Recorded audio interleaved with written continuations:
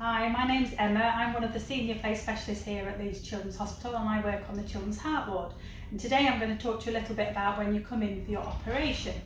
So you might well have been given one of these books in your surgical prep clinic. This is a Katie Bear Goes to Hospital book. So if you've had a chance to look through this, that would be really good because some of the things that I'm going to show you now might make a bit more sense. So when you come in for your operation, the first thing the doctors will want to do is they'll want to send you for some tests in the pre-op clinic. And when you have those tests, you'll need to have a blood test. So they might use some special numbing cream called Amytop cream, or it might be called something else. And this will go onto the back of your hands where your blue lines are. Those are your veins that carry your blood around your body. So you can pop a little bit of this on, and that needs to be on for about 45 minutes. So you can go off and do some of the other tests they need you to do. One of those is to have an ECG. So you'd have some stickers on your chest, and there's usually about 12 stickers across your chest and your arms and your legs as well. And all you need to do for that one is lay still, and it will get a picture of your heartbeat. And then once that one's done, you'll need to go for an x-ray, and an x-ray is a picture of inside your body. So again, you just need to sit still. They'll bring a machine in, take the pictures, move the machine, and then you'll be able to go. Okay, so that one's really easy as well. And when you come back to the clinic, what they'll need to do is they'll need to do your blood test. So they'll want to take off the cream. If you're a little bit worried about taking the plaster off, some people don't like the plaster to come off, it pulls a little bit. We've got this special water called a peel, which we can use that helps to remove that stickiness. And what will happen is when they remove the stickiness, the little bit where the cream has been should feel a little bit numb. Okay, so this very clever cream is numbing cream, so when you take it off you shouldn't be able to feel it as much. One of the tricks we often do just to make sure that we can test it is use a paper clip. So if you've got a paper clip, you can unravel it and you can just have a little scratch where you haven't had the cream and a scratch where you have had the cream, and it should feel different so that you know that your cream has worked.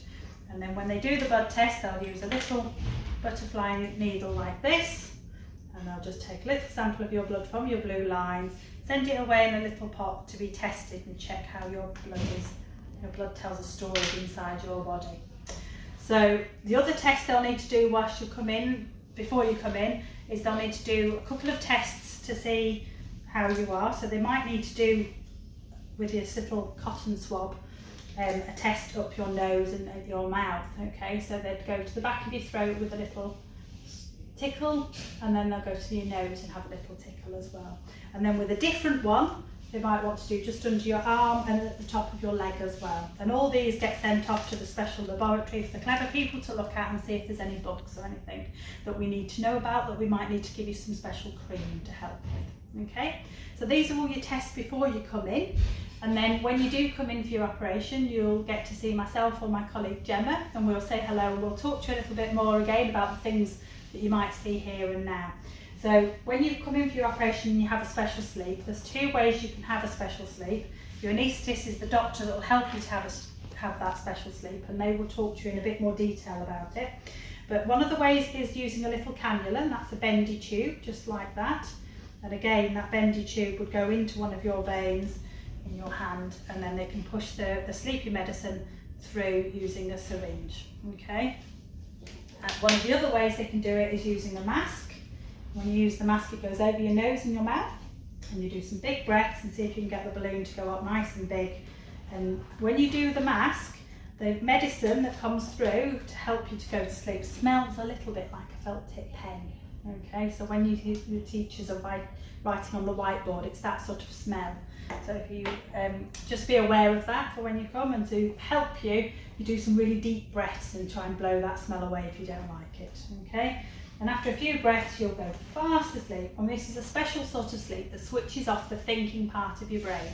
So the part of your brain that helps you to see, to hear and to feel. So it switches that off, so all the time that you have in the medicine you won't be able to see anything, hear anything or feel anything during your procedure, during your operation.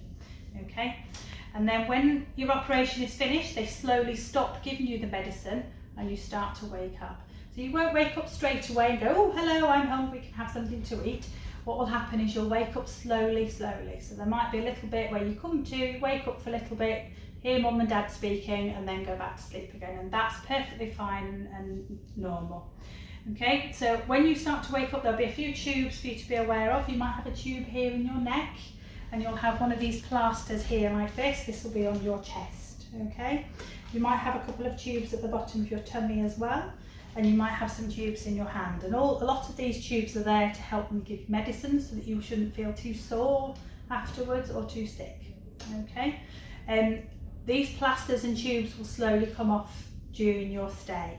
When you have some of your things taken off, if you would like to, you can speak to the nurses about having some special medicine that you can breathe in that helps with things so it doesn't hurt too much, okay?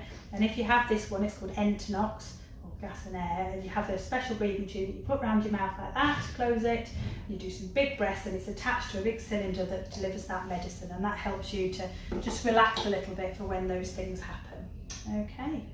So when you've had all those things and it's time to start taking these things off, if you want, speak to the nurses and they'll help you with the types of medicines that you need.